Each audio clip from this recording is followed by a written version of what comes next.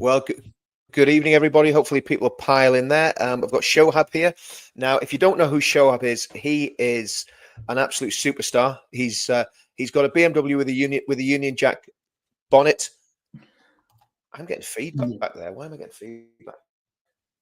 Bear with me. Sorry about this, that's guys. that's right.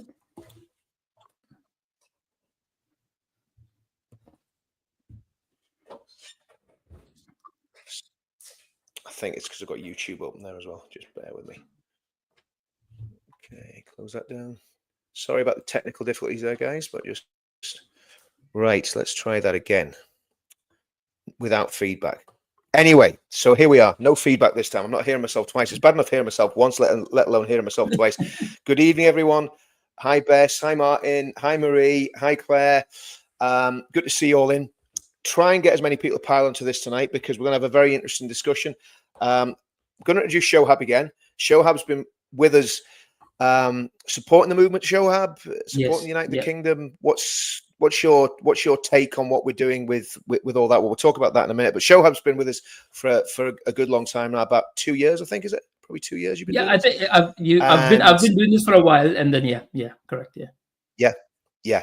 So, and he's worked very, very closely with Dan and the boys down at Voice of Wales. He's obviously, I think he's spoken at some of the events, and he's when I was going through difficulties and when my mum died, Shoaib was one of the most supportive people that in the whole movement, without a shadow of doubt. There was literally probably twice a week, he was sending me texts saying, Richard, I'm praying for you. Hope you're okay. Blessings to your family. And to me, that speaks a massive amount because there was plenty of people didn't give two hoots, but Shoaib took a lot of time and a lot of care and a lot of attention, and I appreciate that, and I want to say that publicly because a lot of people, you didn't do that for kudos, you didn't do that so that people could say nice things. You did it because you're a genuinely decent, kind person, and that really impressed me. And that's part of why I've got you on tonight to be proven honest with you, because I think thank you, Richard. Thank you. You deserve to get your name. Having said that, maybe he's coming on a live stream with me is a poison chalice, because obviously you're going to get all sorts of flack if you have anything to do with me. You can absolutely guarantee that, Shoaib. But let's see what happens. Let's see what people say in the comments. The good thing is my eyesight's so bad now I can't see the comments. So if anyone's saying anything cheeky, I can't even read them. So there you go. So Shoaib, tell us who you are, what you're doing talking to me, how you came to be in the UK. Give us your backstory and just give us a bit of information about who you are and where you came from. Sure. So first of all, thank you for having me, Richard. It's an absolute honor to be here. And yeah, so I'm a Pakistani. I was born in Pakistan, and I was, I think, 1 week old when my obviously mom went to Saudi Arabia. My dad was already in Saudi Arabia, and I lived in Saudi Arabia since. So I grew up in Saudi Arabia. I had my GCSEs and A levels. I did that in Saudi Arabia, and then because if you are a Pakistani, a foreigner in Saudi Arabia, no matter how long you're there, you're always a foreigner. They never give you any nationality. You don't get the labels that you get in the UK. Being born here, you get the British label and the British passport. You don't get none of these things in Saudi Arabia. So growing up, and they did not have any education system after the GCSEs and A levels. So because I went to an American and international school, after that, I had to choose to a place to go, either America or UK, and anywhere I wanted to go, my dad was going to pay for it. So we don't get any grants, we don't get any government help.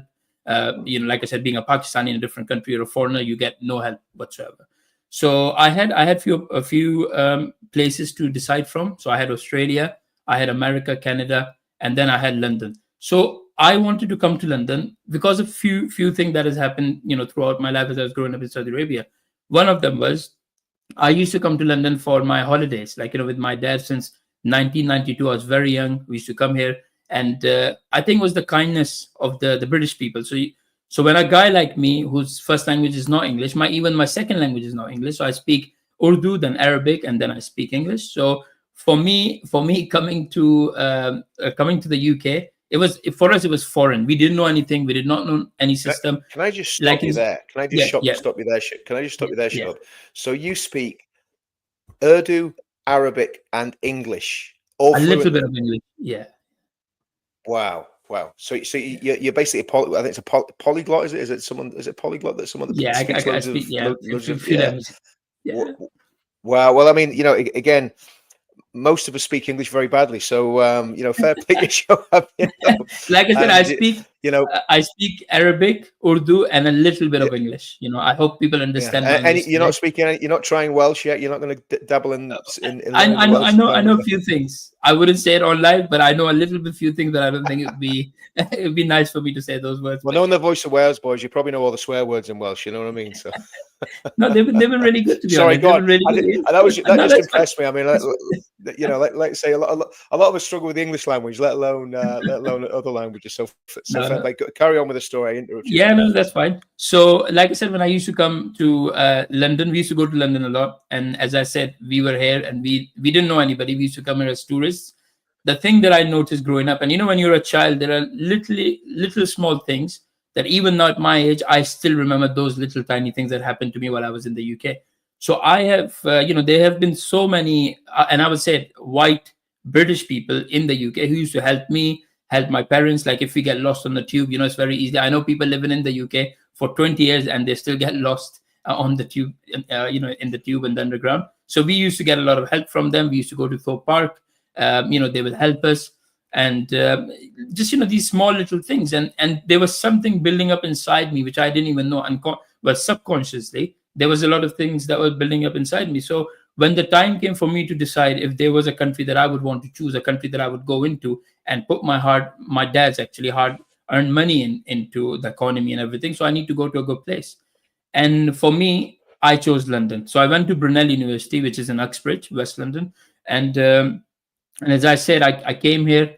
And I never had any plans to stay in the UK, because I remember when I moved to the UK, I was missing my parents. I was missing the easiness that I get while living in Saudi Arabia. You got people driving you around. You got your mom cooking for you all the time. You don't need to worry about anything. And all of a sudden, you come to a place where you don't know nobody. You have to cook for yourself, which I didn't know. Yeah, I just didn't know anything. So I think with every single thing, I thought to myself in the first couple of months, I was like, yeah, I'm going to get my degree. And I'm just going to go back to Saudi Arabia, easy life. And I did actually. So I got my degree, my bachelor's degree, and I went back to Saudi Arabia. And I was there for 3 years. And I remember speaking to my dad. And I used to speak to him as soon as I got to Saudi Arabia. And I used to say to him, Dad, you know what? I love Saudi Arabia, because you guys are here. My parents are here. I love you guys and I want to be here for you. But then at the same time, I feel like there is something missing. And my dad said, do you know what it is? I said, no idea. But then after 3 years, I decided that I want to do my master's degree, for which I again came back to the UK. So that time I came back to the UK and I did my master's, my MBA. While I was doing my MBA, I think I realized that there were so many good things that you have, that you have in the UK that we don't have in Saudi Arabia. One of them, being a Pakistani in Saudi Arabia, is you don't get a lot of respect. I know people want to talk about racism in UK and this and that, and I tell them, go and live in the Middle East, and you will know what is racism, because obviously here there is none. Literally, I do not even believe there is racism from the white people in the UK. The amount of and the type of racism that you see in Saudi Arabia within the own Pakistani community as well. So, like I said, I went. Yeah, no, I think that's an important point, Shoaib, because I was going to ask you about that. I was going to ask you about Saudi, because obviously Saudi Arabia, it is, I don't really say notorious, but basically there seems to be a problem with racism against black people, against people from different Southeast Asian countries, and obviously people that aren't necessarily from the same religious background and so on and so forth. So there's a sort of elitism there, I think it would be fair to say, in Saudi, from what I can gather, because obviously it's the kind of heartland of Islam and that sort of thing. So you found that when you came to England was the opposite of that, really, when you settled here, or before you settled here? Yeah. Before I settled it, yeah. So and that's what it was for me, because like I said, when I've seen the respect basically I was getting from the British people, the people who are from it. So for me, I know a lot of people find it maybe not right for me to say it, but I'll say it because this is exactly how we grew up. So for me, when I was in Saudi Arabia, I used to have my cousins who used to visit us from America. And when they used to come to Saudi Arabia, and they used to say, oh, we are Americans. And we used to laugh at them. We used to say to them, when we think about America or UK, we don't think about you guys. We think about the white people.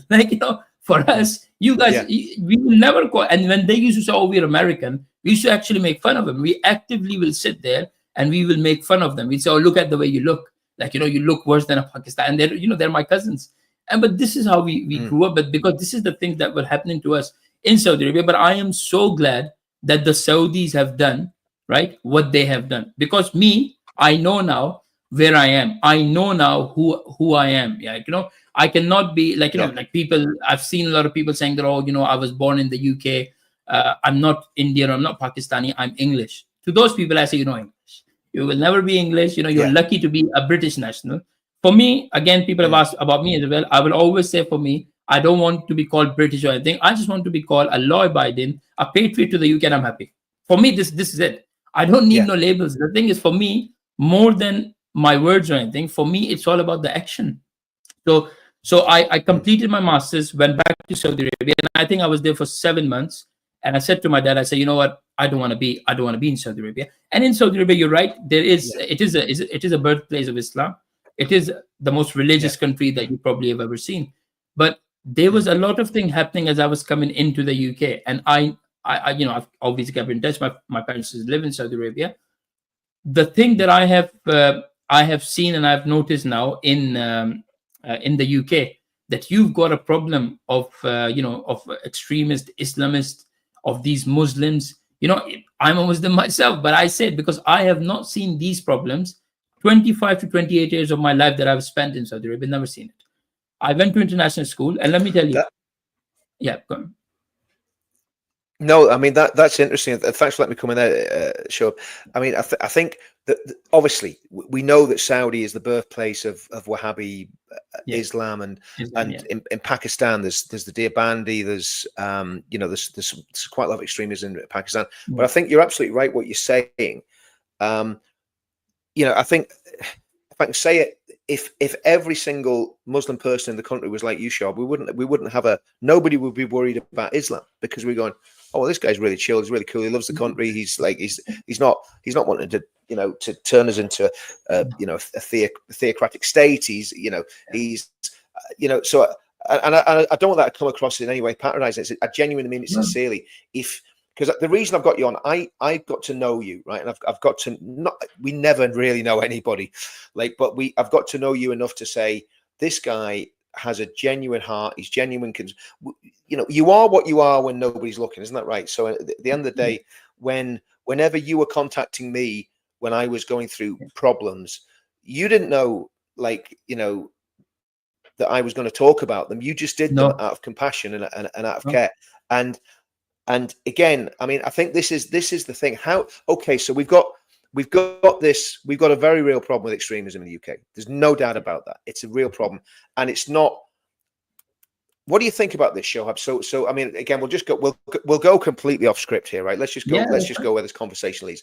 So from the point of view of what we're looking at, I don't count extremism as just people that want to blow themselves up on buses or tube stations, right? I think there's a lot more depth to it in terms of trying to impose your theological position, and this is where it is the idea of political Islam and Islamism, as they call it now, and all that sort of stuff. So that problem seems to be massive to me. Like, if you look at all the polling, we're talking between 30 to probably 45-50% of Muslims in the UK would hold some form of extremist views. And remember, the other thing is, when someone's doing a poll, if they're an extremist, they're less likely to advertise the fact that they're an extremist than what they would say in the House, right? So it's trying to work out the scale of this thing, right?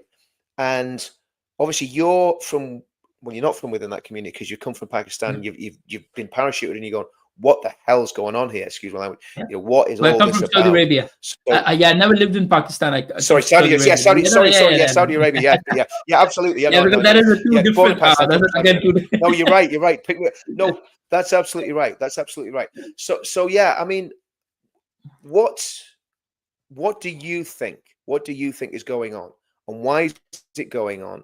And what needs to be done? I mean, that's three big questions there. So I mean, take your time in thinking about them and mulling that over. And again, you know, we're obviously aware of your position that you're basically, you know, you don't want to be, you know, sort of putting yourself in a risky position by antagonizing the nutcases. But as honestly as you can, Shoaib, what's going on? How big's the problem, and how do we solve the problem? We'll talk about just the Islamism, extremism problem, for now. Yeah, sure. So I think with this, like I said, look, when I was growing up, and I'll go back just a little bit to Saudi Arabia, only because, as I said, when I was growing up in Saudi Arabia, I went to international school. So we had whites, we had blacks, we had us browns, we had literally everybody there. So, and we have Christians, we had Jews, we had Hindus, we had some people who was Muslim, but they never prayed. They used to call themselves atheists. So, we had everything. And for us to be in a Muslim country, knowing everybody who was, because we used to have some Jewish parents who used to wear their kippah, the cap that Jewish people wear, the cap that they wear. Yeah. And they used to, and they sometimes used to wear it. And the reason why they'd be wearing it, because they were allowed to. You tell me honestly, with everything that's going on right now, be honest to yourself. Imagine a Jewish guy wearing his kippah, walking down London street. You don't even have to be in East London. Anywhere in London, anywhere, you pick a place, it's up to you. Do you think they're safe? Do you think these Jewish people are safe? They're not safe. No. So, and I mean, as you know, I've got Jewish friends, quite a lot of Jewish friends, and a lot of them are talking about, we've got to make plans to get out of here, because again, that's, obviously the far left in the UK.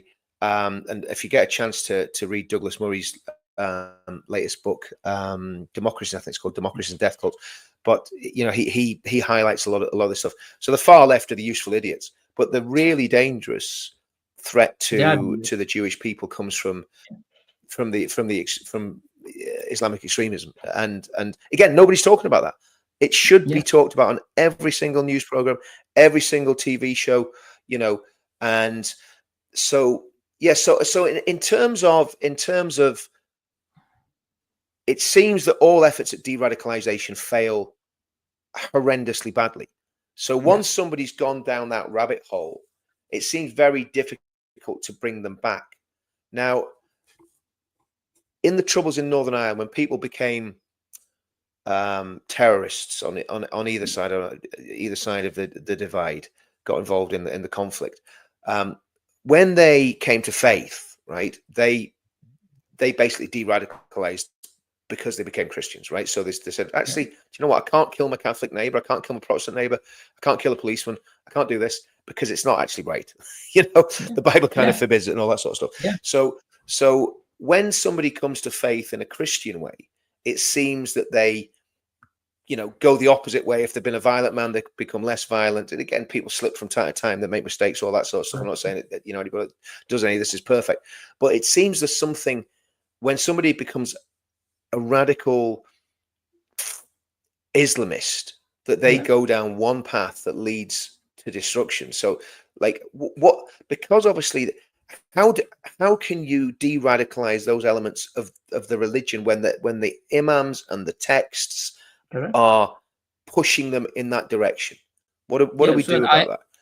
Well, I agree with you, and the prime example that we have got, like I said, look, growing up in Saudi Arabia, we never had these issues. These are the issues that I've only seen when I came to the UK, and when I went to the mosque, and I can hear the imam talking about something that did not sit right with me, because in Saudi Arabia, you were not allowed to have these kind of sermons where you're talking about, you want to kill this, you want to do that. You were not allowed to do that, because they knew very well we were living in a Muslim country. Yes, there's no doubt about it.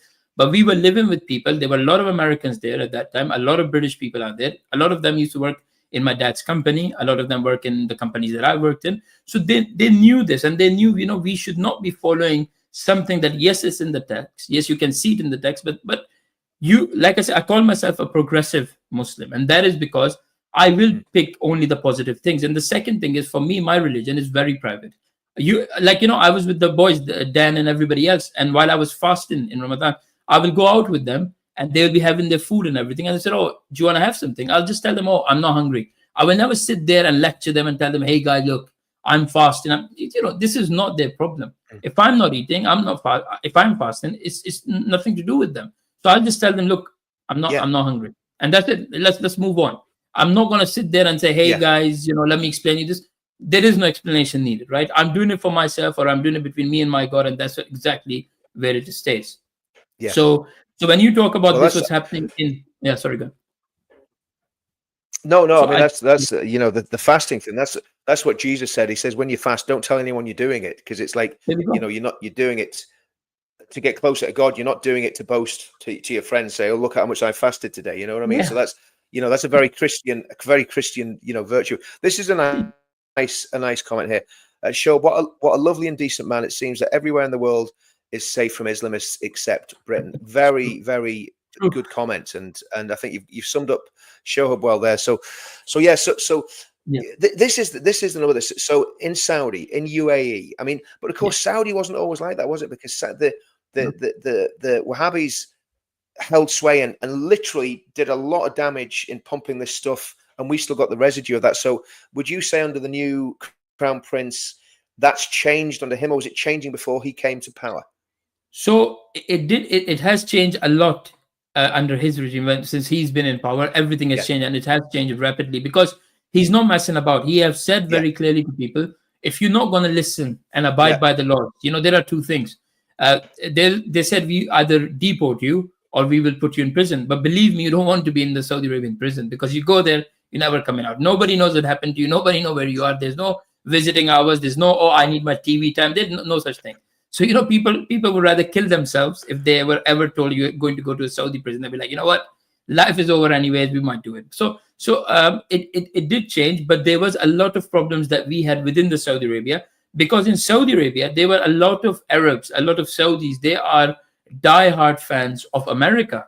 Anything to do with America, it's in Saudi Arabia. So when you go to Saudi Arabia, you find the Cheesecake Factory, you find IHOPs, you literally find all the American restaurants there. You probably won't find that many. What do you say? You know, you might not find that many restaurants, English restaurant, but you will find a lot of American restaurants in there.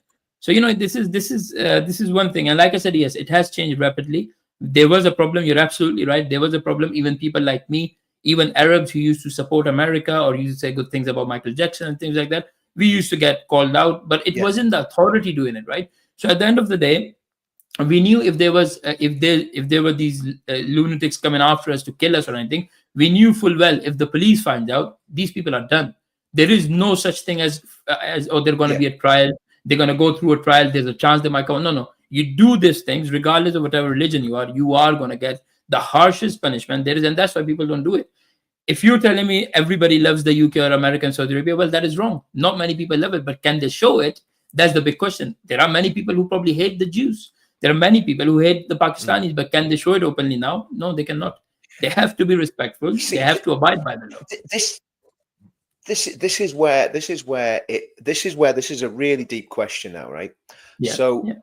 From what, and I'm not putting words into your mouth, but this is what I've heard from other people as well. That the only way that you can have an Islamic population that is not radical is if you clamp down on free speech, clamp down on free religion, clamp down on the radicals.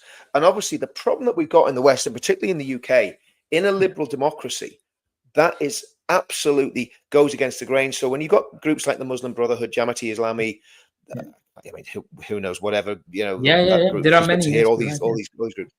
So all these, I mean, we all know there's loads of different factions, loads of different groups. What they're actually doing is using our freedoms and our democracy to actually undermine the freedoms and democracy and to install their idea of a utopian Islamic state in the UK. So but how in Saudi Arabia, in Saudi Arabia, we've got let me just finish what. So Saudi Arabia, we've got this kind of a repressive kingdom, right, where basically it's top down, everybody's controlled and everybody knows what's been said. So you can keep control of it and make it by force a peaceful society, right? The Western democracies are completely opposite. It's a ground up, you know, the freedom comes because people want to be free because of the Judeo-Christian heritage and so on and so forth. So yeah, go on, Shoaib. If we can try and unpack that thought there, because that's a really important thought. How do we, if we've got this massive community of with a lot of radicals in it that is getting bigger and getting more radical. Well, one, is there going to be an explosion from that community? And two, how do we control that community without repressing their rights ridiculously or repressing our own rights ridiculously? If that makes sense. Okay. Yeah, of course. Yeah. So, well, I'll start off by saying, you asked me about a question about the freedom of speech, and you said that freedom of speech is obviously one of the biggest thing about the UK, and I love that about the UK as well. But you need to actually ask yourself this question, and everybody else should ask themselves this question. When you talk about freedom of speech, what is the freedom of speech right now? When you have fake terms like Islamophobia, which is basically out there. When you say freedom of speech, there is no freedom of speech. And I am the man who can tell you, as a Muslim, you know it very well, that I was visited by Prevent, telling me that I've been radicalized by the far right because of my stance and the things that I'm saying right now, that I say there is, Islamists, there's Muslim extremists, all these people in the UK, and they are from the UK. They're not coming from outside. The thing is, the people who are coming from outside, they are coming in now, yes. But the base has already been set. There are people who were born and raised in this country, who are traitor to this country, and they have set those lines, and they have said, you know what, now I'm going to call the bigger Islamists, the bigger jihadi, and these people will not be allowed in Saudi Arabia. These people will not be allowed in the Muslim countries. So when you say freedom of speech, when people say, oh, freedom of speech, I laugh at them. I say, you talk about freedom of speech. Yes, I get it. So I think you being white and any white person in the UK right now, no, you guys got no freedom of speech. For me, at least, I can say a few things, and even I cannot get away with it because I'm getting arrested left, right, and center. And I've got people, I've got people attacking me almost every other week. I can't go to certain places, and they tell me, oh, you're not a Muslim. And to these people, I always say, if you think I'm not a Muslim, that's fine. If you think I'm whatever you say I am, it's absolutely fine. And when they say to me, oh, you're going to burn in hell, and I said, that is fine again, because if I'm going to burn in hell, let me die and let me go and speak to my God. If I'm wrong, God will tell me you're wrong and he'll burn me in hell. There's nothing you, me, or anybody else can do about it. So yes, starting from the freedom of speech, there is no freedom of speech when it comes to the Muslims. Yes, there is plenty of freedom of speech when you take the Christian little kids from the school, right? When I say little kid, I mean 5-6-year-old kid in your nursery, in your primary. You take them, Christian kids, you sit them in front of a table, in front of a teacher who is, again, can't even speak English properly. And they say, in the name of freedom of speech, in the name of democracy, in the name of liberalism, in the name of inclusivity, or let's put headscarf, let's put the Islamic headgear on these girls, on these Christian girls. You think that anybody would dare do that to a Muslim kid? Imagine taking a Muslim child to a church and say, you know what, your God is Jesus. Tell me what will happen. And is that happening, Shoaib? Is that happening? Is that happening in schools in England? Kids are being Wales. Yes, of course it is. Yes. I've done a report on it. Yeah, Voice of Wales. Wow. We all have put out posts about it. They have little kids in there, and they just literally put in there and then given them. And I actually reported, and I said to them, these are white kids. These are white kids, Christian white kids. Yeah. Wow. I will see if I can find the post and I'll send it to you. But that post, I seen it obviously with the Voice of Wales and everything. But I thought I need to do, I need to put my stance on it and say where I stand with it. Because a lot of people have asked me, oh, you're a Muslim, so you think it's a good thing. And I said to them, I'm a Muslim, yes. But if somebody takes my children from the school where they're supposed to be going learning maths, learning science, and all of these things, and I find out that my kids, my daughter, have been put in a Muslim headscarf, I'm not going to be happy. And I'm a Muslim, by the way. I'm not happy. I don't want nobody teaching my kid about any religion. That's my job. Let me do it. And even I wouldn't teach my kids. I want my kids to look at me and they want to see me as a role model. And then they say, you know what? I want to follow my father. Or, some kids say, oh, I want to be like Cristiano Ronaldo. Oh, I want to be like this and I want to be like that. But that's what I'm saying. I want my kids to look at me and say, you know what? I want to be like my dad. Like I always say, I would love to be, even 10% of my father is. This is how much I love my father. Mm-hmm. So these are small little things. And I think a lot of people have a lot to say. I'm sure now, Richard, there are so many people coming out and they say something, they do totally something else. For me, I say one thing to everybody. I say, you don't need to go take me for my words. Don't even trust me for my word, but do trust me with the actions that I take, right? When you, I'm sure I used to work for the Swansea Council and I got kicked out of my job because of my views. They told me Don't support Tommy Robinson. Don't tell us that all white people are not racist. Don't do these things. Stay in your lane. You're a Muslim guy. Just sit there and say, white people are racist. There is what do you call it? There's a systematic racism. There is this, that, and the other. You'll get your job back. And I am the only one who said to them, it's not going to happen. And they said, well, you're going to lose your job. And let me tell you again, as a legal immigrant in the UK, I don't get any benefits. I pay into the system, but I get zero benefits. I get no help. And I've been paying into the system with my very good salaries. Because you're legal.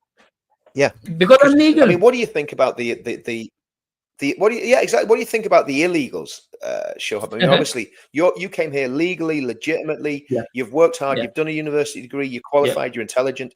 You can give something to this country. Yeah. I've got to be careful what I say here.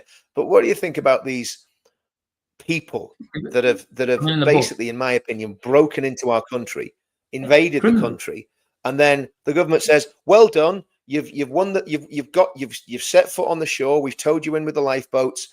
Let's get you into the nearest 5-star hotel, give you a lovely fried breakfast every morning, obviously without the bacon and the sausages, and just let you chill out there in that hotel until we work out what to do. What do we do? What's that about?"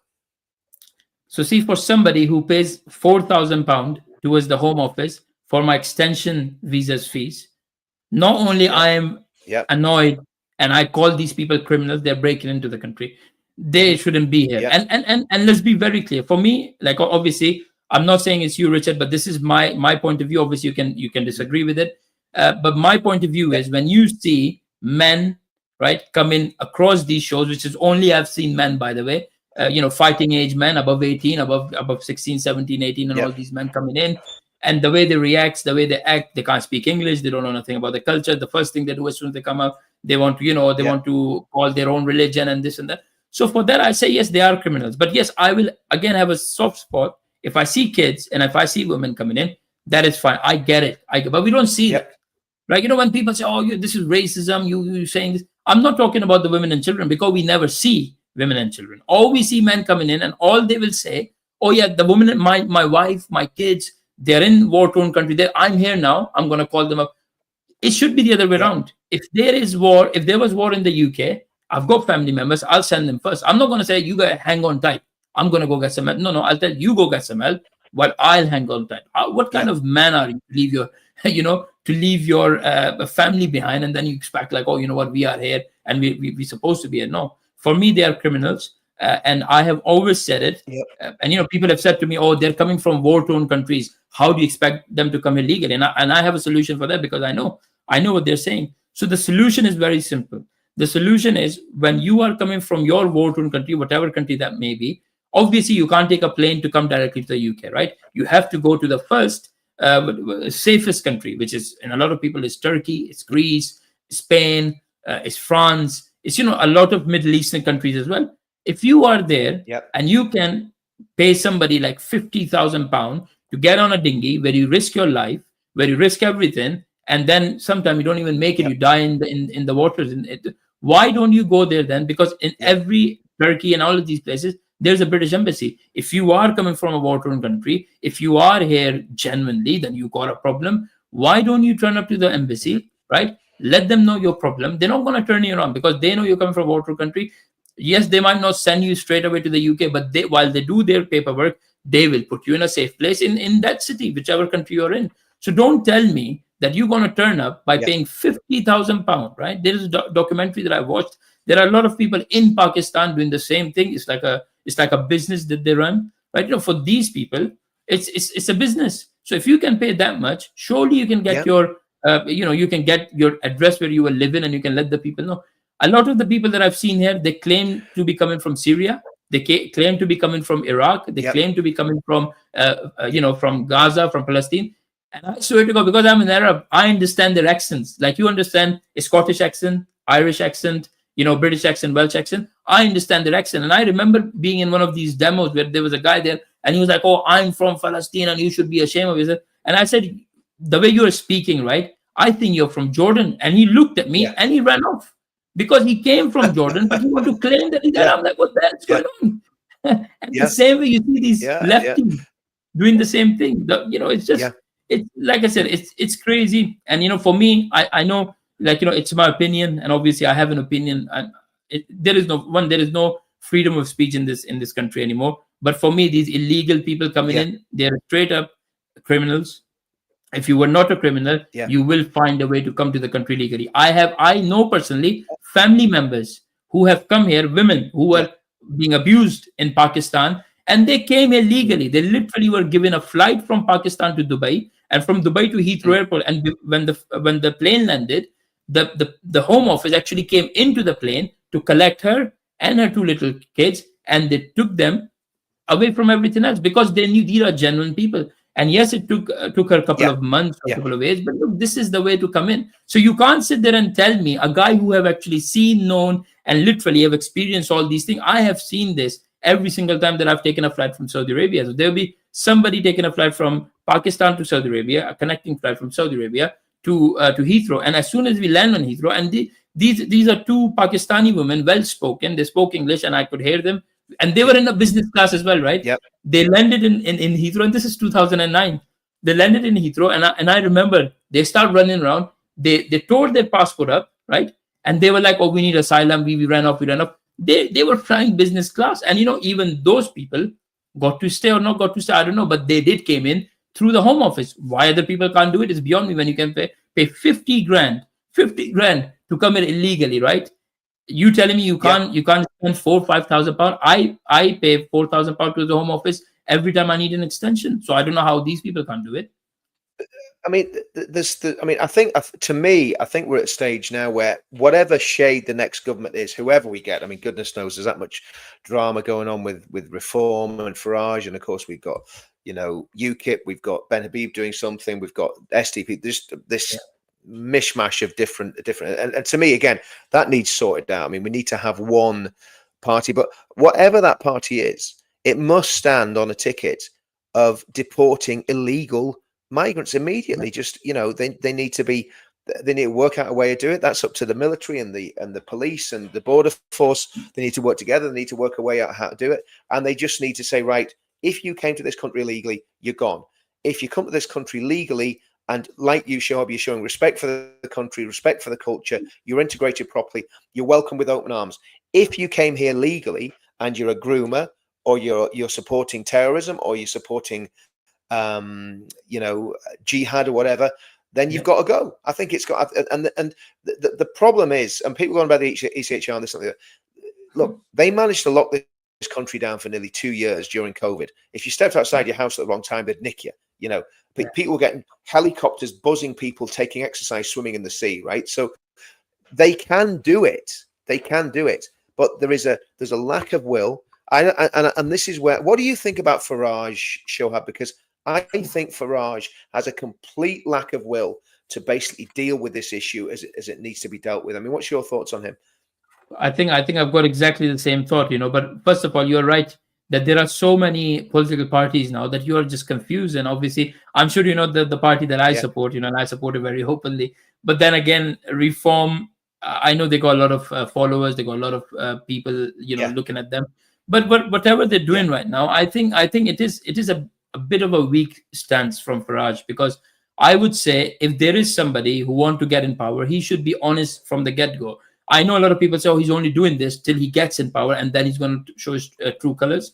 But what is the point of having Farage saying all these nice things? Like, for me, take it from me, like, I am an immigrant in this country, right? And yes, I am a legal immigrant, but I will always say that if even I commit a crime that is, and I'm not talking about a big crime. I'm talking about just a small crime. Like if I go and rob a supermarket or something, I should be deported. You know why? Because I'm not being respectful to the country that I chose to come here. Like, the Queen didn't turn up to my house and told me, oh, why don't you come to the UK because we need you there. I decided to come to the UK. And for me, if I decide to come to the UK, as a Muslim as well, when I came here, and I know people say different thing, and I'll say it, and I've been saying it, and I always say it. For me, UK, right, is and always will be a Christian country. It will always and it should always remain a Christian country. And I think everything that the UK does is driven by Christianity. Obviously, it has lost a lot of things, and I think this is the reason why we are in the mess that we are in today, because there is, it was, what do you call it? It is because people are just going around saying that, yeah, you are free to do this, free to, and the irony of the freedom of speech is that, when you live in a Christian country, and you are constantly people are making fun of Jesus, they're saying, oh, Jesus is there, making a cartoon of him and everything, and people are like, yeah, that's fine. But the moment they make fun of Muhammad, the Prophet Muhammad, and everybody loses their mind. So at the end of the day, this is a Christian country. They should have said, like anywhere else, you're not allowed to do this at all. Like, yes, you don't need to believe in the religion. You should not be a part of the religion. But I see Muslims here, and most of them are these extremists. Every time I've been to London, I want to go, and I want to go there for shopping, right? Richard, I'm not going there to speak to someone. I'm not going there to meet up with them. I just want to go there, and I want to shop my shop, and I want to come home. But the moment I step out of Piccadilly Circus or Oxford Street, the first thing I'm hearing is sound blaring. They're playing Quran loud, really, really loud. This is noise pollution, first of all. And why are they allowed to do this? And then not only that, they will sit there and they will, in a Christian country, they will say, oh, you know what? Christianity is wrong. We are Muslim. We are right. And we are superior than you. Why are they allowed to do this? Like for me, it's always, you got your religion and I've got mine. Whatever God you believe in, that's good for you. And whatever God I believe in is good for me. I totally agree. And I think, I mean, it's a topic that, I was converted to Christianity when I was in my late 20s, and then I kind of slipped away from it when I first started doing this movement nonsense. And I'm, at the moment I'm trying to get back to where I was. But I'm convinced, actually, Shoaib, that the only solution for this country is Christianity. I mean, as and a lot of people, if I'd have said this 8 years ago when I first started, people would have just laughed me to scorn. But, if you look at the stats and you look at what's happening, church attendance is up. There was, the church I'm in, there was, I think, 8 people baptized on Easter Sunday. There's 26 people baptized in the Pentecostal churches up the road in one day.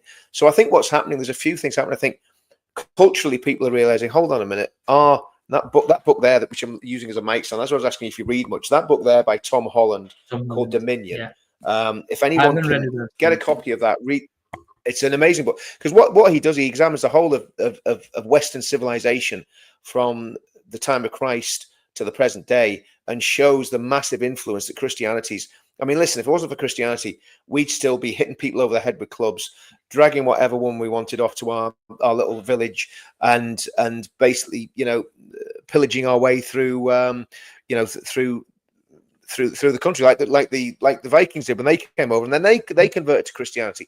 So, to me, and obviously, I'm not disrespecting anybody else's religion, but you're right. The UK is a Christian country, right? Yeah. And it has been Christian for at least 1,500 years. I mean, there's some people believe that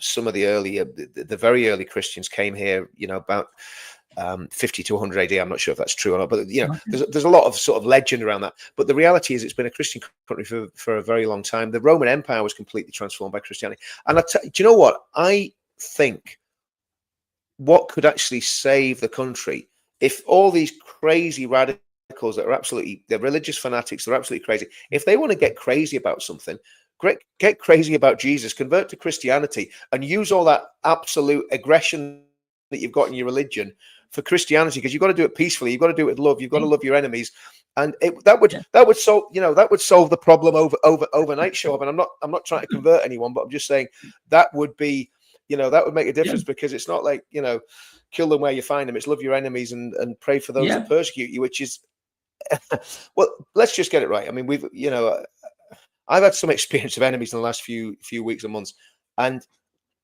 it is a absolute challenge to forgive and to not get really, really, bent out of shape and filled with rage. And it's a constant battle. But that's the thing about Christianity. Christianity is based on that idea of forgiveness. Jesus said, if you don't forgive, you cannot be forgiven. So I don't see that in any other religion, and I don't see the grace of God in any of the religions. So from a religious standpoint, Britain and the West were massively successful because of Christianity, nothing else. It was Christianity that made us the nation that we were. I mean, that's my opinion. We need a Christian revival. We need a Reformation, and we need all our Muslim friends and neighbours to say, do you know what? I've got to look at this Christianity. But of course, again, the apostasy laws and all this, that, and the other. It's. I had a friend, two Pakistani Muslim guys, and I haven't been in touch with them for a long time. Nissa Hussain was one. I don't know if you know Nissa. Nissa was a Pakistani Muslim, born in the UK, I think. Brought up in, I think, the West Midlands. Moved to Bradford. He became a Christian. His whole family converted to Christianity. And he was nearly beaten to death in Bradford. There's if you go on Google, this is saying you'll find the video of him getting, So and another friend of mine, Mo Fayez, again lost touch with him a bit, but Mo was exactly the same, and he was as radical about Christianity as a lot of the jihadis are about Islam. But it made him into a good person, And I think.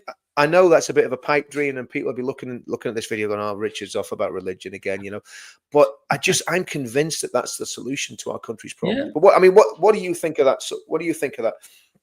I think yeah, you're absolutely right, because as I said, since I was born, since I've been looking into the UK, and even when I came here, I've always have known, and I've always thought that this is a Christian country. Like UK has always been a Christian country, and you're right. There has been so many things before, all this freedom that people are given to do whatever they want to do. Because there are things that even the Muslims that I see, these Islamists, these extremists, even the Muslims that do here in the UK, I've never seen them doing in Saudi Arabia. One of them is blocking the road so they can pray. Do there is a reason why there are so many mosques in the UK, which again, look, this is something that I've got a lot of heat from, because I have said previously, I did an interview. I can't remember if it was an interview or it was just a post on my X. And I said that, there are so many mosques in one city in the UK. Maybe they need to have fewer mosques, or maybe have one mosque in a city. And I was visited by the Prevent, and they said to me, "Why would you say that?" And this, these are two white guys that I asked them if they were Muslim. They were not Muslim. They didn't know nothing about religion. And for them to sit there and question me, a guy who come from Saudi Arabia, they were like, "Oh, why would you say that?" And I said, "Okay, fair question. I'll tell you why I say it, even though I've said it in my post millions of times." So when we have these radicalized people, or when you have these hate preachers from the mosque who sits there and say, the West are corrupt, the white people are this, oh, look at them because they're not Muslim, they're they're not better than us, we are superior race, we are this, we are that. If they are allowed to do all these things, and then when a big problem happens in the UK, the police comes out, "Oh, we know about that guy. We knew." But then they said, "Oh, we are understaffed, right? We knew who the guy was, but we didn't know where he was operating at that time, so that's why we couldn't catch him." I get it. I understand. Yeah. So why don't have just one mosque in a city? That way you can actually control it. You can monitor who's going in and out. You save everybody the trouble of, "Oh, we don't have a staff, so we can't monitor all the mosques." You have one mosque, monitor it. And you know what? The thing is, when you monitor a mosque, I can tell you right now, everything will be reduced, because there won't be any mosque. They will go unchecked, because right now, a lot of mosques, they go unchecked, right? There has been times when I've been to a mosque, and what I've seen police officers there, right? I've seen them in and out of the mosque, not because they were there to pray, but they were there to speak to the imam, whatever they call it, a community service. We are there to speak to them, but who knows what they talk about, right? Who knows? There are so many things that I know, because I have been in there. I have seen it. I've experienced it. I've witnessed it. And I have, know everything that goes on. So when I'm telling you, right, I come from there, and I'm telling you, man, you know what? This is happening in the UK. This is the solution. Rather than listening to me and saying, I think you start calling me a racist. I was called a racist. They said, "Oh," and then I also, and there is one thing, I don't know if you know this, Richard, but there is one thing as well that I stand very firmly, and no matter what anybody says, I will always say, the Islamic schools in the UK, ban them all. All. I don't want, because I went to Islamic school, all right?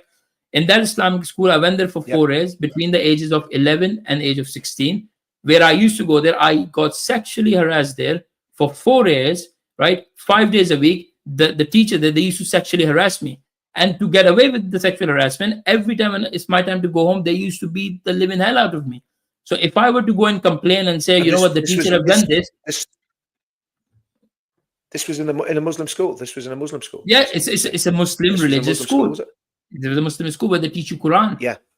Yeah. So this is what they would do. They will beat me up to a point where if I complain about them, they were saying, "Oh, he's just a bad student and he's lying." And I still got those, what do you call it, those not bruises, but I still got those marks on my legs because they used to hit me on the kneecap, and I couldn't walk for hours. I couldn't, and this happened to me for 4 days non-stop, right? Sexually harassed, beaten to a point where I couldn't even walk. And then you got a white police officer coming to me and saying to me, "Why do you want to ban the religious school?" I said, "Well, you didn't go to the religious school. You didn't get sexually harassed. You didn't get beaten up day in, day out, without knowing what that's going on. You're 11 years old. What do you know about the world? You don't know nothing." So they said, "Oh, yeah, well, you know what? It's not right." I said, "How? I'm a Muslim. I'm telling you about Islam. If I want to know about Christianity, if that's what you are, then I'll come to you. But don't come here and tell me about my own community, about my own people, and about my own experiences, which are factual because I've been through that. And not only that, the people in the place where I live." That was Saudi Arabia where you were getting the religious school of Pakistan. No, Saudi Arabia, but the teachers in there were Pakistanis. The teachers in there were Pakistanis, Afghanis, and Bangladeshis. These three, and it was all three of them used to do it. They were, these nationalities were there. So even the Saudi Arabia didn't know. And like I said, as I was growing up, I wasn't sure what was going on because I was a child. I did not even know about sex and all these things till I turned 21. So I literally didn't know. So when this was happening to me, as I said, obviously I did not know till the age of 21 that what exactly has happened to me. But it happened to numerous other kids. For me, it has happened to me. It has happened to some of the kids that I know. They were not as strong as I am, or they did not have the family background that I've got, with my parents supporting me, with my brother supporting me, my sister and everybody else. These people, they've lost their lives. Like, they haven't killed themselves, but they are in a point, whenever I speak to them, I feel nothing but sorry for them, because it's not their fault that they got sexually harassed. They were kids. And if the teachers in the name of religion, which is a Muslim religion, when they said, "Oh, we're having the kids to teach them Quran," but guess what? Because we are so, they're animals. They're not human beings. They're absolute filthy animals they are. And that's what they were doing to the kids. And as I said, the few kids that I've known, that I've seen, I've spoken with, and I look at them and I feel so blessed that I am not in their position, because these people, they're in their 30s now and they've got nothing. They've got no family. They've got no kids. They've not got no husband or wife or anything. They're just lost, and it's not their fault. So why is it that I've got that was because they were damaged? Exactly. Yeah. I mean, I spoke to a Bangladeshi woman, I suppose about 8 years ago now. Well, there was two actually. One in I've got to be careful what I say here, but one in Northern Ireland where I live, but another one in London, right? And in fact, I'm not going to the other story, because the other story, that the woman basically was in contact with us as the movement. It was the football lads and the veterans then was in contact with us, because she was very worried about the radicalization in her community, right? And she keep in touch through Facebook, right? And she messaged me one day. She says, "I'm really scared. My brothers," and this was a grown woman. This wasn't like she wasn't a child. She was a woman that had a job and everything. She was fairly westernized. Her brothers were getting radicalized. Then she sent one last message saying, basically, "My brothers have stopped. I can't communicate with you anymore. I'm scared. My brothers won't let me talk to you." And that was it. Cut contact. Now, I didn't know who the real one was. You couldn't even go to the police because you didn't know. He didn't know her real name and all that sort of thing. So that was it. That was in London. And then there was a woman came across to Belfast. A friend of mine, Mufassal Islam, and he was an interesting case because he became an apostate and atheist, and then because of community pressure, he actually reconverted, and he's disappeared off the scene. And he was doing an amazing job at bringing people away from sort of radical Islam. And this woman said when she was in the mosque as a kid, and I don't know what way they teach them, but would men have taught girls in the mosque? And yes, imams have taught girls in the mosque. Yes. Okay. Yes. Well, because I wasn't sure about that, but she said that she was abused from the age of about 8 years old up, right? Maybe it's 9. She was getting, assaulted, and again, I'm careful because of the channels, you got to be careful of the language used, which is ridiculous. I mean, you can't use the R word. You can't say what sort of assault we're talking about, but everybody that's watching knows what I'm talking about. So, I've always thought, Shoaib, that that some of the biggest victims of extremism and corrupt and a wrong religion are the women, you know, the Muslim women who can't speak English, they can't escape, they can't get out of it. And obviously the fact that boys were getting abused, sexually abused as well. I've just said it, so that's pretty, but you know, the reality is that this is just so wrong, and nobody is standing up for people. Nobody's standing up for the victims of the grooming gangs. There's a few people talking about it now, but we've been talking about this for years. We're making films, you know, from 2020 onwards, you know, and the films were all censored, banned from YouTube. You put them on YouTube, bang, they were vaporized, and everything in those films was true because we verified everything. We did proper investigations. We interviewed the survivors. We filmed we covertly filmed the abusers. We had secret, all sorts of stuff. You know, so these were proper documentaries. All of them banned. You know, you got to go to Rumble to find them. You know, or I think they're on Twitter now. But and this is the problem. So the attack on freedom of speech is not the attack on the extremists. It's not the attack on the grooming gangs. It's the attack on people that are trying to shine a light on the issues and say, this is what's going on. How can we, you know, how can we stop it? So I mean, we're in a very difficult situation as a country, and will a new government be the solution? Do you think a new government will be the solution? Do you think if we get I mean, who are you supporting, if you don't mind me asking, politically at the minute? Oh yeah, well, I'm supporting UKIP. I'm sure you know that. Yeah, I'm with UKIP. UKIP. I'm on the NEC. Yeah. And I mean, the reality is, right, Nick is the only person who's actually giving the solutions. Yeah, he's the only guy. There's nobody else standing up and saying, you know, this is what we've got to do. And but the problem is, you know, and like I say, I'm on the NEC. The problem is, unless there's an absolute miracle, which are possible, they're not going to win the election on their own. And reform, even if they do win, are not going to do what needs to be done. So how do we get that? And I used to talk about this with Paul Thorpe on the channel every single week, and we can never work it out. But how do we get to? And I keep going back to the pledge. I think the pledge is still there. If you haven't signed it, go to thepledge.org.uk, have a look at it. If you like what it says, sign it. I still think things like the pledge specifically, because it hits all these things head on. It hits the net zero nonsense, the trans nonsense, the extremism, you know, anti-Semitism. It takes everything on and highlights the whole thing. So, I mean, how do we get everybody together? How do we get Ben Habib, SDP, UKIP, all these people work together? Because to me, they need to work together if they're going to have a chance of changing things. Yeah, I think the what do you say? The biggest thing that I would say, obviously, having so many different political parties, they have divided the votes. You know, that's the biggest problem that we've got. And for me, I would love people to come together, but I think, you know, at this point, everybody got so much big egos that everybody's like, oh, you know, I want to be the star. I am the big boss. You know, I'm the big guns. Look at me. Look at me. I think that's what's destroying the country right now. You know, and I think. The biggest problem that we are having right now is this, like, you know, people won't sit together, people won't talk to each other, people won't sit there and say, look, yes, we have one enemy, and that is the enemy for everybody. So what is the point when your and mine and everybody else end goal is the same thing? Why should we come from different routes, right? Why can we not just stand in a line and just go for it? Because when you go 30, 40, 50, 60,000 of you guys together, nobody can stop you. How many people can they stop? How many people are they going to put in jail? How many people they're going to say, you know, you're a racist, you're an Islamophobe, you're this, that, and the other? How much can you do? Like for me, when I started this, when I literally said to them, Tommy Robinson is not a racist. They said things about Paul Thorpe, they said things about you. And I said, no, you guys are not racist.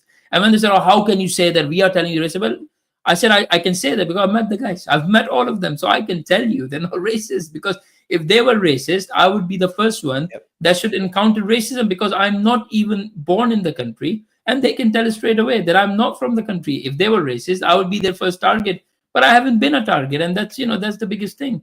So when I said that, obviously, I know there is a Pakistani woman, British Pakistani woman, candidate with Lubna. She does a lot of good things and she say all of these things. But it's different for her than it's different for me, because when I am coming in here as an immigrant, where I'm choosing to come to the country, I come here with my goals are straightforward. One of them is I need to respect the country that I'm in. I'm not coming here to change anything. But believe me, if I wanted a Muslim country, I was already in there. I was in Saudi Arabia. And if I needed extremist, Islamist, idiots, if I wanted that country, I would go to Pakistan. Nobody's stopping me from going there. But if I've come here and I don't want to see what I could have easily seen in Pakistan, then I wouldn't come here and say I need to change it. So people need to have a stance. People need, the first thing that all of these politicians need to do is say, look, this is the UK. This is the United Kingdom, the Great Britain. This is a great, great country. If you're born in this country and if you don't feel privileged being in the country or from the country, maybe you should just pack up and leave. Because I will say this to anybody. Even if there are people who hold British nationalities who were born here, their parents were born here, their grandparents were born here. But at the end of the day, when I see them with the Pakistani flag, I tell them, please go to Pakistan. I would never, people have asked me many times, if you were given an option, if there was a problem going on between the UK and Pakistan, who would you choose? I say very clearly and I say very openly, I will choose the UK because I live in the UK. I am a proud citizen, a proud immigrant of the United Kingdom. Why the hell would I even be on the side or even concerned about Pakistan? I got nothing to do with it. The only thing about me, Pakistani, is that I am, I'm a Pakistani because I look like a Pakistani. My parents are Pakistani, and that is fine. You can still be a Pakistani and can be an amazing patriot to the country. And with this, I'll say just one thing. A lot of people have questioned me. A lot of people have said to me, maybe you're doing this for the visa, maybe you're doing this for this. And let me just clarify to everybody, once and for all. So when people say doing it for my visa, I have to have a job. If I don't have a job and when my visa go for extension, which is again £4,000, from which £1,300 goes towards the NHS. Again, I don't use NHS because you never get a chance to use NHS, but I still pay towards it, right? I pay my taxes, I do everything. But whenever this time comes, which is now, when I was in the council, I have seen all the people there. They were white, they were Welsh, they were English, they were all these people. Not one person was there and saying to them what I said to them, that if you are a council, right, why are you telling me that you are doing things for the people in Palestine? Why are you talking about the kids? Look, kids dying anywhere is wrong. It's the most, it's the most horrendous thing that can happen anywhere in the world.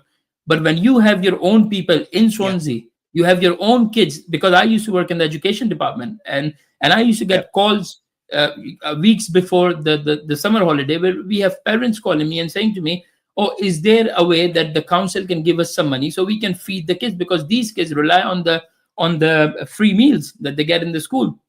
So my question to these people were, you are white, the people who are dying, the people who are the pensioners, the veterans, they're all white.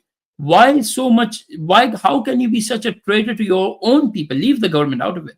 Right now, we're talking about a council which look after their own city. And when I used to say this, the white people from there used to say to me, oh, don't say that, you will lose your job. And I am the only guy within the council who used to work in the council while doing this. And I went against the council and they fired me. Not only I get no benefit, I haven't had a job, and I cannot get a job in Swansea because they've labeled me a racism. And the council, the Labour councillors, the power that they've got, the things that they can do, and they're doing it to me. Six months on, nothing. That's it. I mean, it's so, all of us that have been involved. By the way, I just want to say hi to Trevor. Trevor Colt is literally a war hero. He fought in the campaign in Afghanistan, and he was, I forget the name of it. He'll correct me if I pronounce this wrong. I think it was Musakala, where the Royal Irish Regiment and the Paras held off, I don't know how many Taliban, like for ages. They were they were hitting them with everything, and the guys.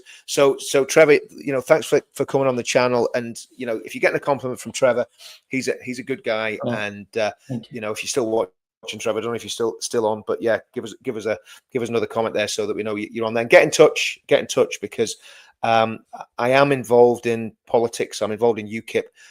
So give me a shout, mate. I mean, we'll have a chat. But yeah, I mean, I think the reality is we're at a tipping point in the country, right? And yeah, Trevor's still there. Hi, Trevor. Listen, I'm trying to think of the best way that we can get in touch. If you've got, I think there's a web address on the link on one of these channels. If you go on there, you can fill in an online subscription. But try and get in touch, Trevor, because I do want to talk to you, mate. Definitely. So give us a shout. I'll try and work some way out of getting in touch. But yeah, in terms of I lost my train of thought there. Just You're talking talk, about sure. the I've totally forgotten what I politics. was going to Yeah, say. no, you're talking about the politics there, the UKIP. I think that's what it was. Yeah. Okay. Yeah. We'll talk about. Yeah. I mean. Okay. Yes. I think we're at a tipping point. And I think we've got to find a way of. We've got to turn this tide back, because people talk very glibly about civil war. There's Trevor. He's was in Afghanistan when it was kicking off, right? And if it goes off in this country in a really big way, nobody's going to be untouched.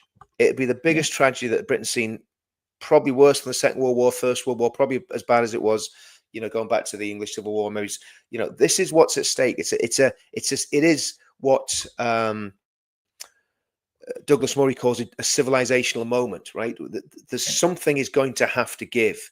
I'm hoping that, that there is a Christian revival, renewal that will make a difference in the country. That's genuinely what I hope, because I think that could do it. It did it in the time of John Wesley. It could do it again.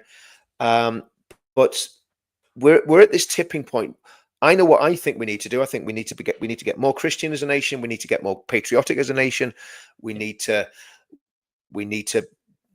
look after our families, be good citizens, and all that sort of good stuff, and really make it good to be good again, right? And again, I'm a hypocrite because I've lived, I've made all sorts of mistakes in my life, so I'm not standing on a soapbox saying I'm good. I'm saying I'm going to try and go down that way. So I think that's part of it, and I think we need a political answer. But I think if we get the spiritual and the cultural thing right, then the political thing will follow. But that then brings us to the big elephant in the room. What do we do with the extremists? How do we get rid of them? How do we do it without sparking an absolute horrendous civil conflict or civil war? That's a big question. And we'll close on this show because we're coming up over an hour.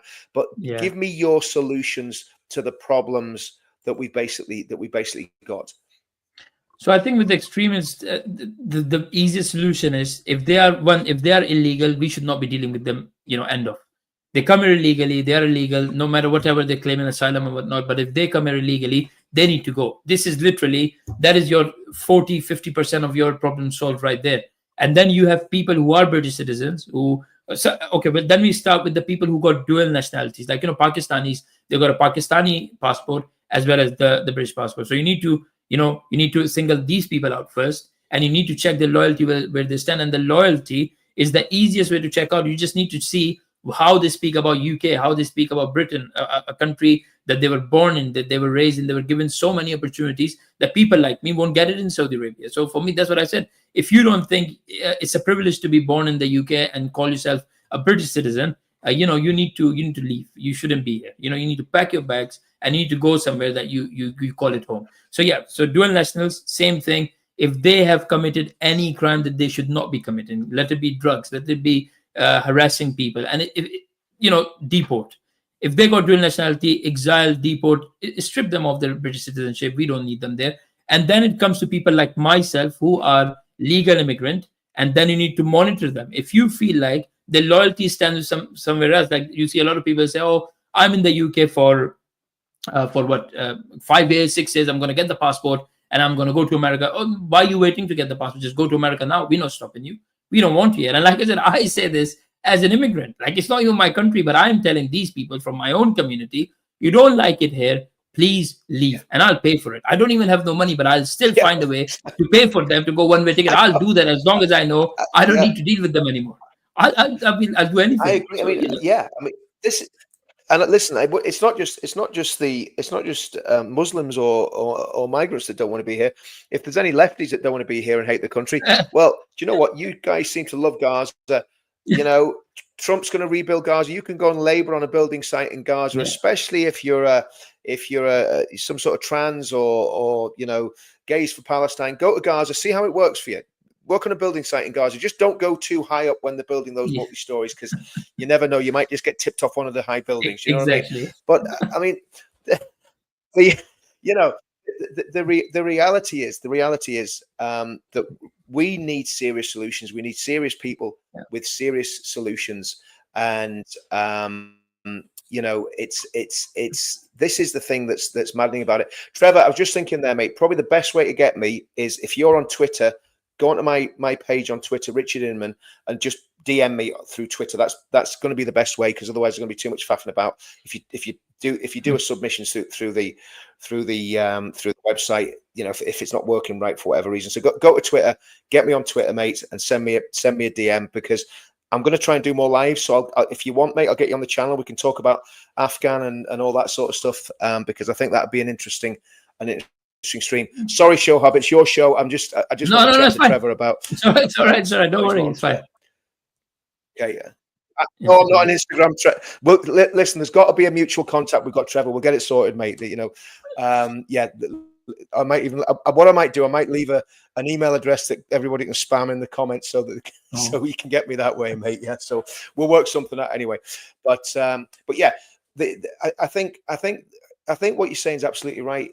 If everybody that came to the country had your attitude, we would not have a problem whatsoever. And that's what we're looking at. I think Trevor, you'll know this one. Poor planning and preparation. No, good planning and preparation prevents piss poor performance, doesn't it? But yeah, you know what I'm saying. But yeah, let's finish it there, Shoaib. I mean, just your parting comments. What do you want to say to everybody just before you go? Yeah. Let's take a minute to just say what you get whatever's on your heart off your heart, and let people know. That's it. He's got prevents piss poor performance. That's it. So yeah, go for it. Yeah, so I think the one thing, because I've seen in the comments there are a few people talking about taqiyya and everything. So I'll start off by that. You know, when they talk about taqiyya and they said, oh, you know, maybe he's doing taqiyya, maybe he's doing this. Yeah. I get it, but you know, in Saudi Arabia, we were not told about taqiyya. We were told that you should respect your neighbors. Not it have to be a Muslim neighbor for you to respect them or love them. It was you need to respect everybody, and that is the attitude that I've come in. And again, look, people don't need to listen to me, or people don't need to say, oh, you know what, I trust him for every word he said. Like I said, again, you should see me for my actions. Like, I'm not here to take over. I've been here for 8 years, you know, and I never did all of these things. And if anything, being here for 8 years, I have one of the most amazing life. And like I said, I've got so much to be thankful towards the British people because of the kindness that they've shown me. Now the Welsh people, they've shown me, you know, amazing kindness. And then the country itself for giving me all the blessings and all the opportunities that I've got today. So for me, I'm loyal to the country and my loyalty. And when people say, oh, maybe you're doing it for the visa, I want people to know this, right? Right now, I am in a situation where there's a very good chance when my extension goes, the Home Office might say that, you know what, we're not going to extend your visa because of the things that you've been doing. There is literally police. You know that I was arrested by the police. They throw me in custody for 15 hours for saying that I'm a racist to the Muslim community. Well, I'm a Muslim myself, but you know, and again, like I said, look, people have said it could be taqiyya. Again, please judge me by my actions, but not my words. Absolutely fine. People say a lot of things, they don't do it. I'm more than happy. I've been on spaces where people have called me out. I've been there. A lot of people have changed their mind by the end of the conversation, and I'm more than happy to do that. I'm always happy to do that. I'm always very transparent. As I said, I have never committed any crimes. I haven't done anything. So with that, it's good. And again, I will say another thing to people who say, oh, you know what? And I will say this to you, Richard, as well. You know, if there was a time that come and you say to me, or, you know, Paul Thorpe, or, you know, the guys from Voice of Wales, Dan and them, and they said to me that, you know what, we need a good country right now. And for that, we just need us to be here, and we would want you to leave. As much as I would hate that, as much as my heart will be broken, but I will leave here happily, because for me, like I said, my loyalty is with the country. And if that means, you know, saying that, okay, goodbye, guys, I will go as long as you're happy, you're taking your country back. I want nothing else. And maybe, just maybe, in the future, I can come back. You know, like this is the attitude that I've got. And I'm more than, and I am a guy who I lead by example. I'm the only one right now in my city who's doing this. And I'm the only one who have been targeted numerous times by the councillors. They've put my picture of my car. I used to have a Union Jack. You know that you've seen the car. And I had to take that Union Jack off because one, they said, oh, you're agitating people. And second, it might be a risk to you or to your family, because people now know your car as a fascist car. And what I have done, my crime is that I love the country too much. And where you got an immigrant as a patriot, then you got the people from this country, the white people from this country, putting out a hit on me and on my in my car, and I'm like, why would you do that? No, why the hell would you do? Yeah. And lastly, I would Yeah. say just one thing. One thing is with people talking about, oh, the whites for the whites and this and that.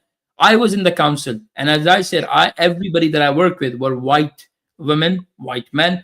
Not one of them, white women or white men, says, oh, you know what, there is something going on in our city which is against our own people, and maybe, just maybe, being white, we need to stand for them. They didn't stand for them. I did. And like I said, and Richard, I'm sure you know this, if I today says, all the white people are racist, I don't like the UK, I hate the UK, this and that, the other, I will get my job back tonight. I will be in back my job tonight, because all they've said to me, you need to shut your mouth. You don't need to say nice thing about Tommy Robinson. Don't talk about uniting the Britain movement, because all you need to say is everybody's a racist. You not only get your job back, you get your livelihood back, and then I can stay in the country for as long as I want to, doing whatever I want to do. Nobody's stopping me. I am fighting a fight which honestly is not even my fight. I'm not white. Do you know what I mean? People like me get a free pass these days. But this is the thing, and that's why obviously a mutual friend of both of us helped you, with what was going on, and that was great. Yes. But I mean, that's why that was pushed, because at the end of the day, I was so impressed with what you've been saying and what you've been doing. And I think the thing about Turkey, I just want to touch on that. I mean, as far as I know, it's a very Shia thing. It's not so much, and the Iranians are very good at it. They've been running rings around America for a long time using Turkey, but it's not a Sunni thing as such. And obviously, Shoaib, you're from a Sunni, presuming you're from Sunni background. I am Sunni. And so that's, I think that's an unfair thing to say. And I think what we've got to do is we've got to say, well, look, if Shoaib's doing Turkey, he's paying a big price for it, because he's going to probably get booted out the country, because, and this is the twisted thing, because he's patriotic, he loves the country, he wants to support white people, and he wants to integrate. So because of that, they're going to probably grab his passport off him and kick him out the country, or grab his visa off and kick him out of the country. Yeah. And this is the craziness. This is the absolute craziness. So yeah, well, I mean, that was a really good discussion. I just want to touch on Tommy before we go, because obviously Tommy, I think most people watching this, Tommy's been on all our hearts. We're very concerned. Oh, there we go. Bang on, Trevor. Tommy's been on all our hearts. We're very concerned about, and we're concerned about the situation with this idea of taking the film down, and basically then, because I think that they're seriously talking about, from what that post that was put up on Tommy's channel, they seem to be seriously talking about rearresting him and recharging him with the offence. And I think that's disgusting. But for the sake of Tommy's family and for the sake of the movement, I think, this is just my opinion on it, if taking the film down means they stop persecuting Tommy, and he gets some privileges and whatever, I would say take it down. Take the film down. Yeah. And let's crack on, because the reality is that he shouldn't be in prison. He's been completely unfairly treated. And there we go. There's Trevor. I'm currently under police investigation. Have been arrested for using my platform. I mean, this guy's a war hero. Trevor called MC. It's not his name. It's military cross. Yeah. He's got a military cross. They don't give away military crosses. It's not like in America, where you get a medal for learning how to tie your boots and fire your AR-15. By the way, that's I don't mean that to our American cousins. I'm only joking, but you know what I mean. It's that medal is earned. That medal is earned in blood, right? So, and he's been investigated by the police. This what's happening in our country is absolutely abhorrent. We need to get Tommy out. Again, I mean, I just don't know where they go with this, with this whole story that was put up on his channel. How could they let him out and then recharge him again?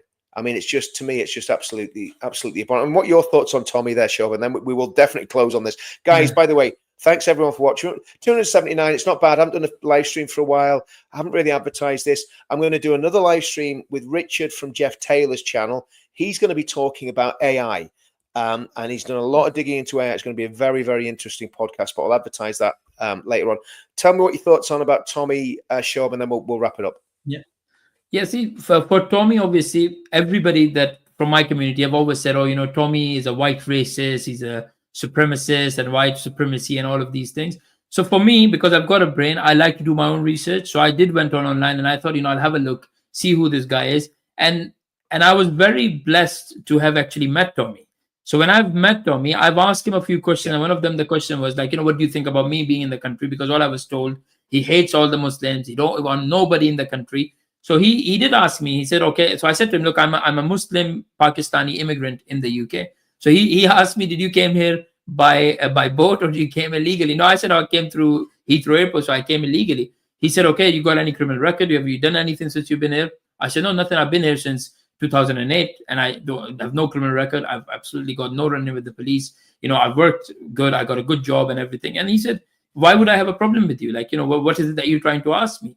And I was like, oh, that's a really, really good answer, because I was thinking that you're going to say to me that, oh, you are a Pakistani, you shouldn't be here. But you didn't say that. You literally asked me a basic question anybody would ask who is running a successful country. So I was like, yeah, I get it. You asking me these questions. You're just a patriot like me. You are concerned like me. So I don't think you're a racist. And literally, I met him. And then I went to the rally where the rally that happened in October, where I met you as well.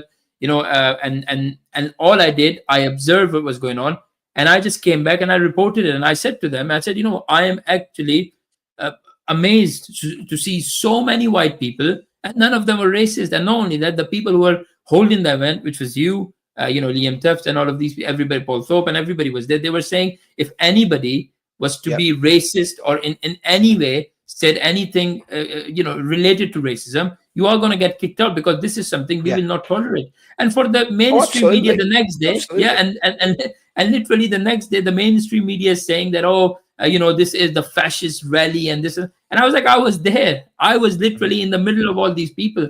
There were no fascists. There were no racists. All I seen, concerned patriots, concerned British patriots who are worried about their kids, who are worried about their families, who are worried about the pensioners, the homeless people. These are real worries. And in UK, I would have never ever in my life I've thought that this is something that we will be talking about. I always used to see a UK as a successful nation, which I still believe it can still be a very successful nation. There are a lot of things that needs to change. I feel like the UK has come down and it's only like 2% greatness is left.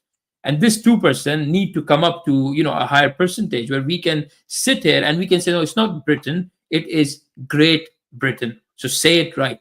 It's not just Britain, it is Great Britain. It's one of the greatest country and one of the greatest nation with some of the amazing people who are the patriot to this country.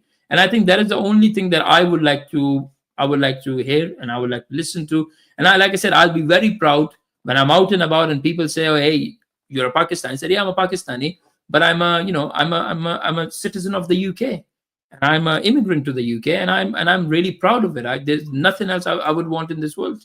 This is what I love, and this is where I am. That's it. Simple as that.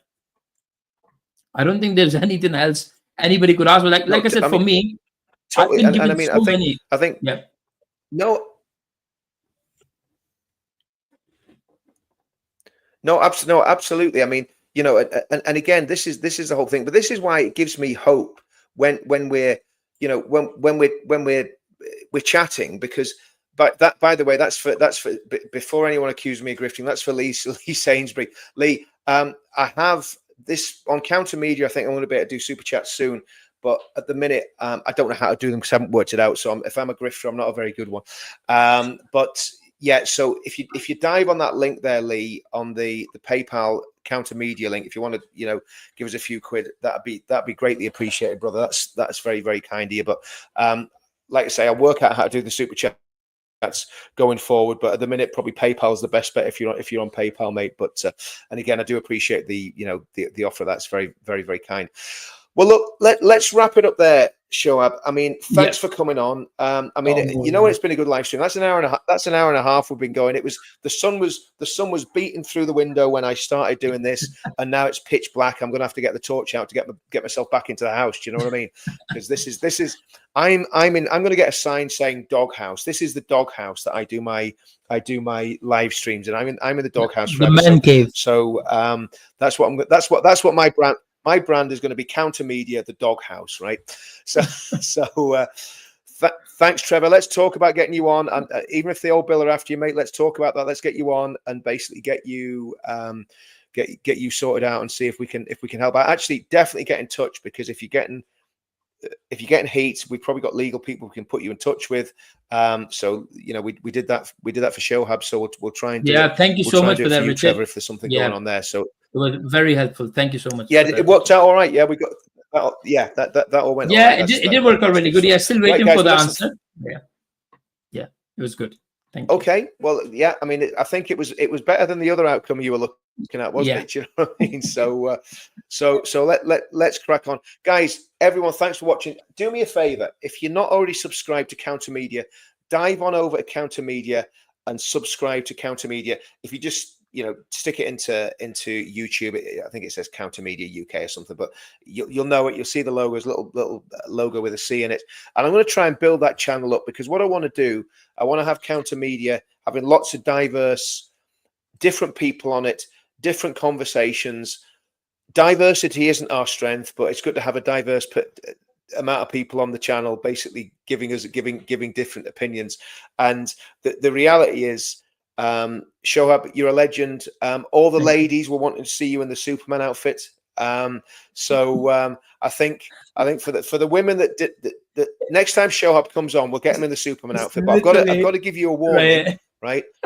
There we go. There it is. Now the six pack and the abs and the chest, that's not Shoaib's, right? It really isn't. It's all fake in the suit, right? So. But we'll get him in the Superman outfit next time we go. Guys, thanks for watching. Subscribe to all the channels. Let's keep doing this political stuff. Let's keep doing this spiritual stuff. Let's keep being positive. Let's keep building people up. And I know the reason I'm doing these, and the reason I've got Shoaib on, is because he's a top bloke. But the reason I'm doing these live streams, I'm going to try and do one a week, because I've got a lot going on in my life. I'll try and do one a week. Basically, I know from when I made the announcement I wouldn't be able to go to the events for the foreseeable future in England, that a lot of people are saying don't stop doing the videos, because it's people saying it's what's keeping us alive. And I mean that. Yes. People are so desperate about what's happening in the country, so desperate about their own situations. Don't give up. If you've been through what I'd been through, you would have probably given up. But don't give up. Keep going. Keep fighting. No surrender. We're going to win. And we're just going to keep doing it. See you all soon. Adios. Just if you want to stay when I close it down, we'll have a quick chat after show. Okay, guys. See you all soon. Thanks now. Bye bye.